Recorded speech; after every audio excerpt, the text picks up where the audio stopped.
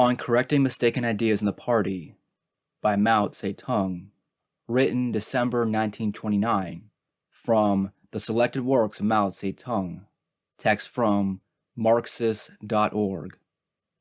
There are various non-proletarian ideas in the Communist Party organization in the Fourth Red Army, which greatly hinder the application of the party's correct line. Unless these ideas are thoroughly corrected, the Fourth Army cannot possibly shoulder the task assigned to it in China's great revolutionary struggle. The source of such incorrect ideas in this party organization lies, of course, in the fact that its basic units are composed largely of peasants and other elements of petty bourgeois origin.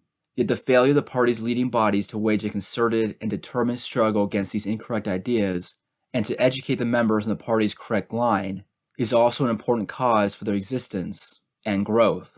In accordance with the spirit of the September letter of the Central Committee, this Congress hereby points out the manifestations of various non-proletarian ideas in the party organization in the Fourth Army, their sources, and the methods of correcting them, and calls upon all comrades to eliminate them thoroughly.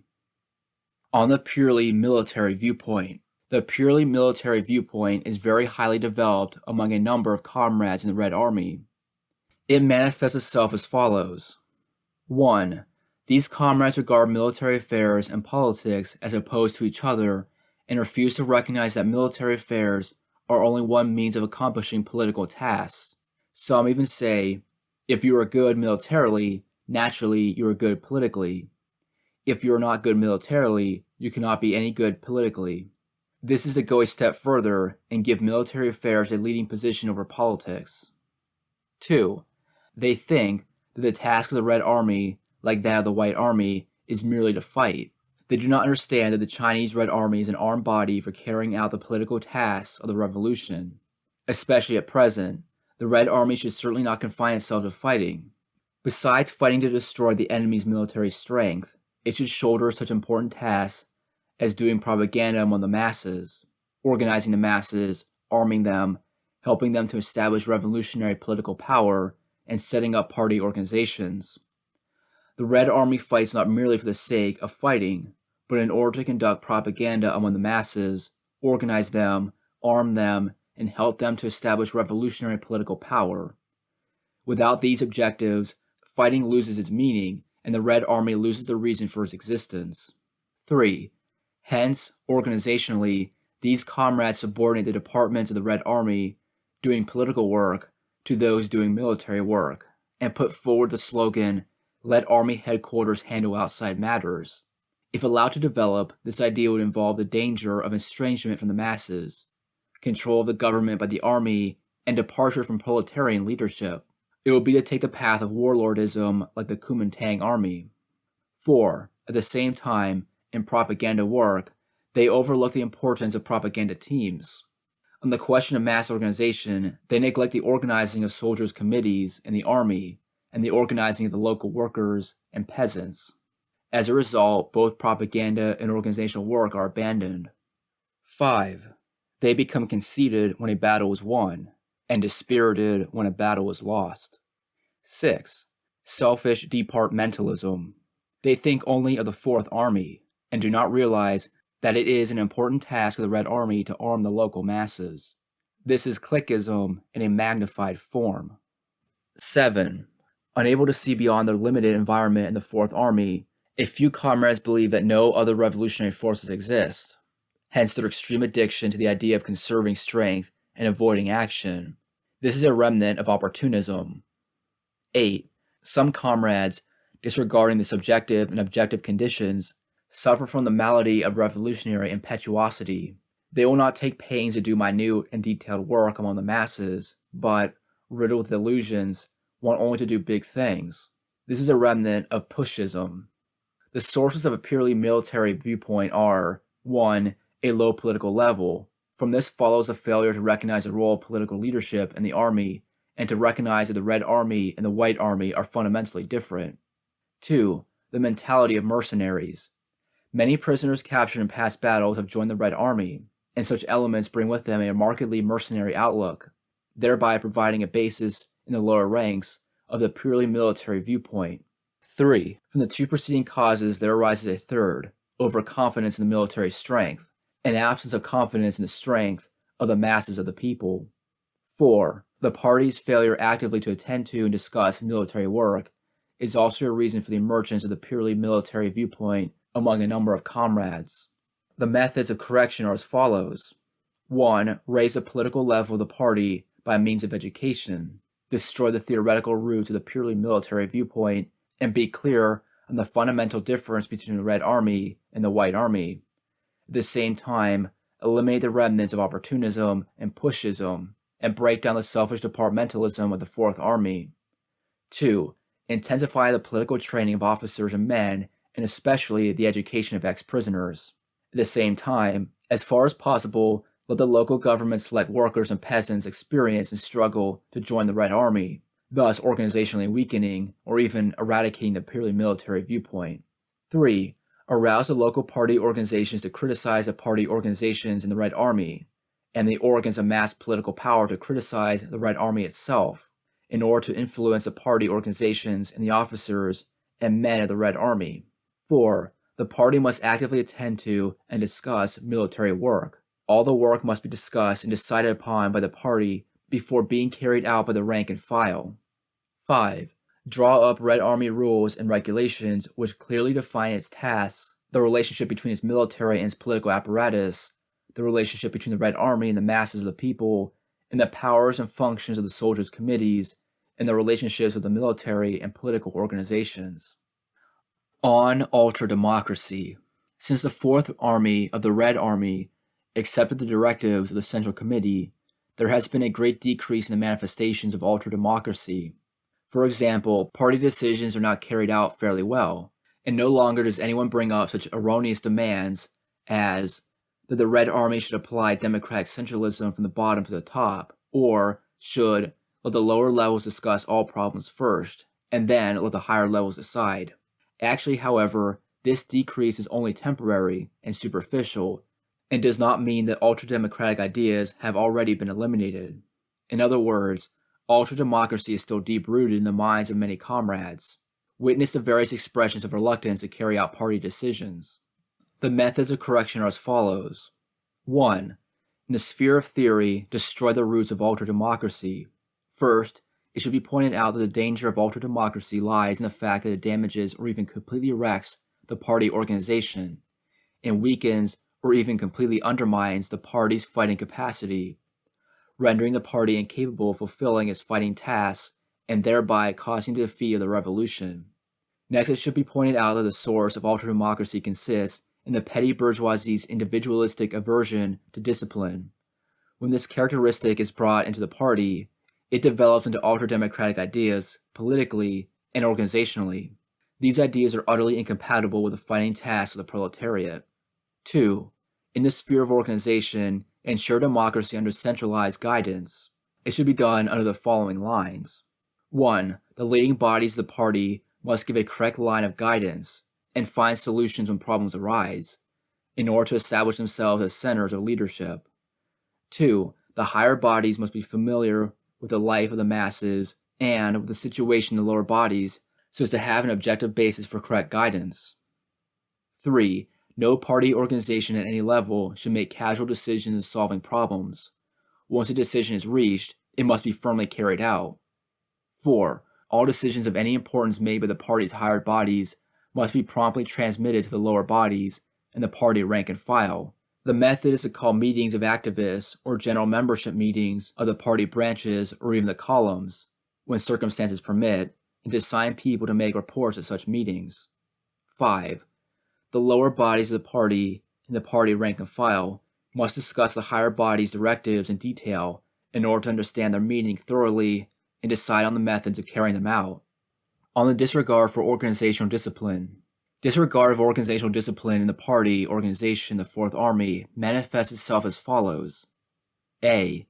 Failure of the minority to submit to the majority. For example, when a minority finds its motion voted down, it does not sincerely carry out the party decisions. The methods of corrections are as follows. 1. At meetings, all participants should be encouraged to voice their opinions as fully as possible. The rights and wrongs in any controversy should be clarified without compromise or glossing over. In order to reach a clear-cut conclusion, what cannot be settled at one meeting should be discussed at another, provided there is no interference with the work. 2. One requirement of party discipline is that the minority should submit to the majority. If the view of the minority has been rejected, it must support the decision passed by the majority. If necessary, it can bring up the maker for reconsideration at the next meeting, but apart from that, it must not act against the decision in any way. B. Criticism made without regard to organizational discipline. 1. Inter-party criticism is a weapon for strengthening the party organization and increasing its fighting capacity. In the party organization of the Red Army, however, criticism is not always of this character, and sometimes turns into personal attacks. As a result, it damages the party organization as well as individuals. This is a manifestation of petty bourgeois individualism. The method of correction is to help party members understand that the purpose of criticism is to increase the party's fighting capacity in order to achieve victory in the class struggle, and that should not be used as means of personal attack. 2. Many party members make their criticisms not inside, but outside the party. The reason is that the general membership has not yet grasped the importance of the party organization, its meetings, and so forth, and sees no difference between criticism inside and outside the organization. The method of correction is to educate party members so that they understand the importance of party organization and make their criticisms of party committees or comrades at party meetings. On absolute equalitarianism. Absolute equalitarianism became quite serious in the Red Army at one time. Here are some examples. On the matter of allowances to wounded soldiers, there are objections to differentiating between light and serious cases, and the demand was raised for equal allowances for all. When officers rode on horseback, it was regarded not as something necessary for performing their duties, but as a sign of inequality. Absolutely equal distribution of supplies was demanded, and there was objection to somewhat larger allotments in special cases. In the hauling of rice, the demand was made that all should carry the same load on their backs, irrespective of age or physical condition. Equality was demanded in the allotment of billets, and the headquarters would be abused for occupying larger rooms. Equality was demanded in the assignment of fatigue duties, and there was unwillingness to do a little more than the next man. It even went so far that when there were 2 wounded men, but only 1 stretcher, neither could be carried away because each refused to yield priority to the other. Absolute equalitarianism, as shown in those examples, is still very serious among officers and soldiers in the Red Army. Absolute equalitarianism, like ultra-democracy in political matters, is a product of a handicraft and small peasant economy, the only difference being that one manifests itself in material affairs, while the other manifests itself in political affairs. The method of correction, we should point out that, before the abolition of capitalism, absolute equalitarianism is a mere illusion of peasants and small proprietors, and that even under socialism there can be no absolute equality, for material things will then be distributed on the principle of from each according to his ability to each according to his work, as well as on that of meeting the needs of the work. The distribution of material things in the Red Army must be more or less equal, as in the case of equal pay for officers and men, because this is required by the present circumstances of the struggle. But absolute equalitarianism beyond reason must be opposed, because it is not required by the struggle. On the contrary, it hinders the struggle. On subjectivism.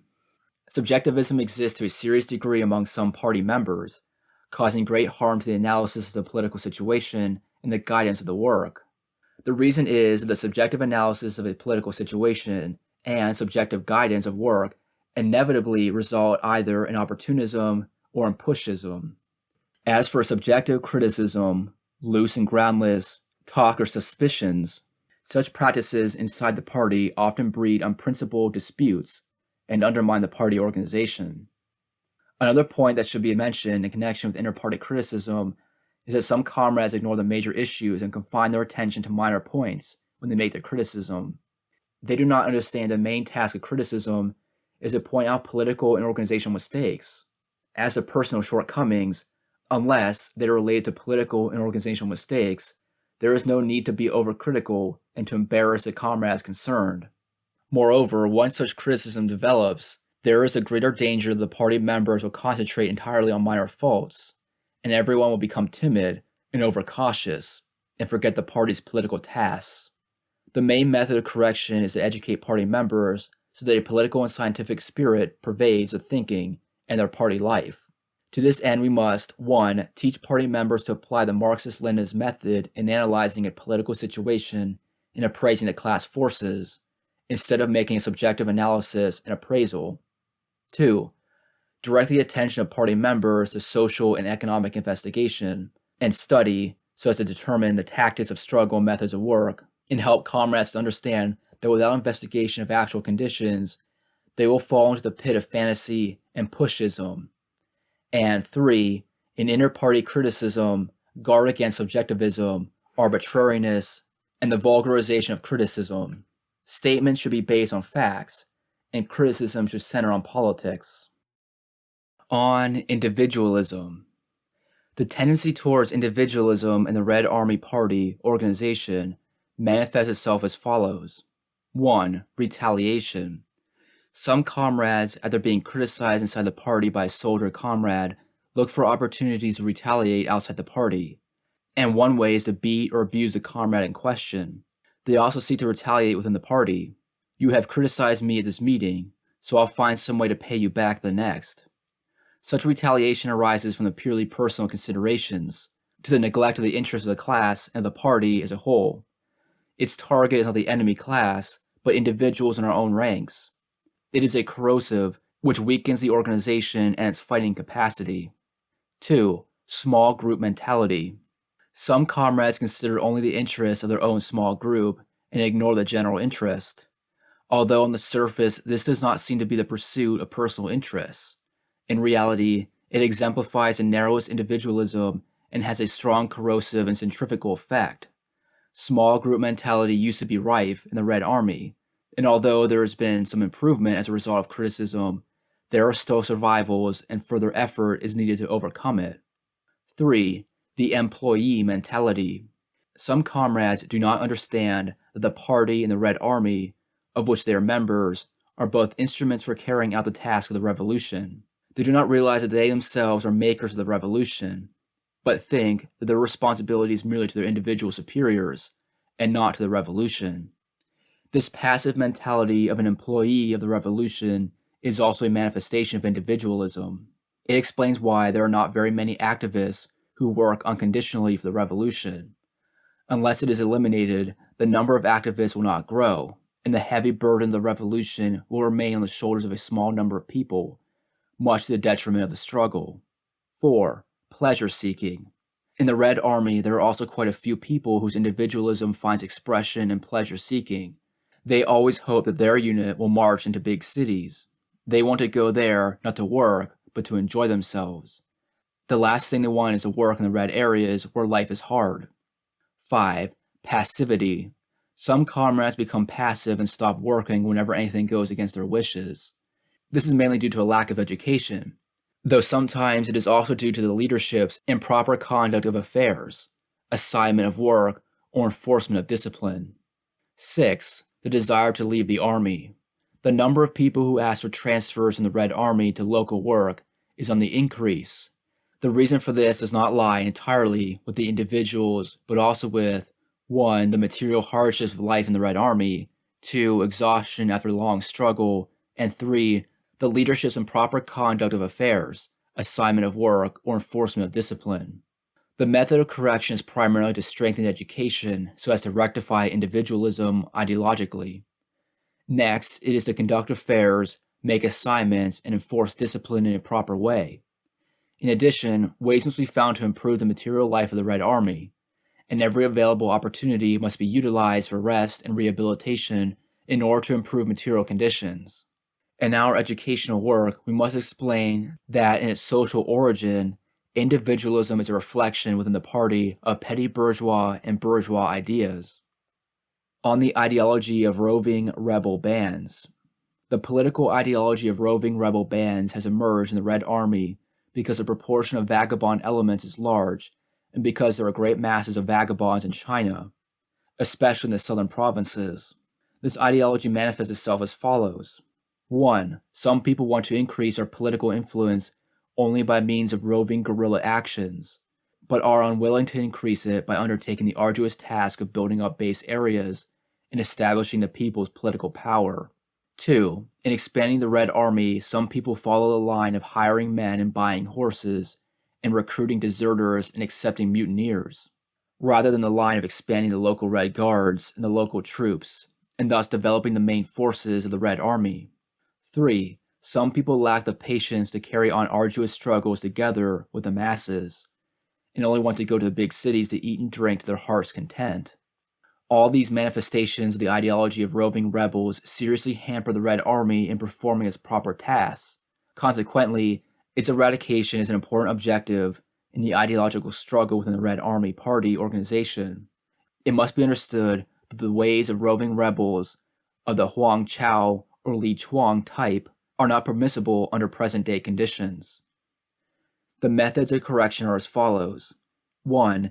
Intensify education, criticize incorrect ideas, and eradicate the ideology of roving rebel bands. 2.